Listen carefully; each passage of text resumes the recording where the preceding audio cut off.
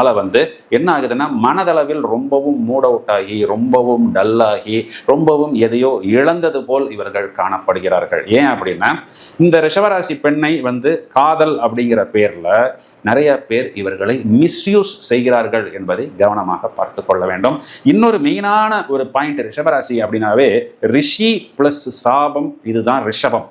இந்த ரிஷிங்கிறது குரு அப்படின்னு நம்ம வந்து எடுத்துக்கொள்ளலாம் இந்த காலகட்டத்தில். இப்போ இந்த ரிஷபராசி பாப்பா வந்து ரொம்பவும் ஸ்மார்ட்டா இருக்கு, துருதுருப்புனா வேலை, நல்லா துருதுருன்னு வேலை செய்யுது, எந்த ஒரு விஷயத்தையும் ரொம்ப அட்ராக்ஷனா இருக்கு. அப்போ இந்த பாப்பா வந்து யார்கிட்டயாவது போய் எனக்கு இந்த வித்தையை கற்றுக் கொடுங்க, ஒரு டான்ஸை கற்றுக் கொடுங்க, ஒரு பாட்டை கற்றுக் கொடுங்க அப்படின்னு போய் நிற்கும் பொழுது அந்த குரு வந்து என்ன பண்றாரு அப்படின்னா முழு வித்தையை இந்த பாப்பாவுக்கு, இந்த சீடருக்கு கற்றுக் கொடுப்பதில்லை.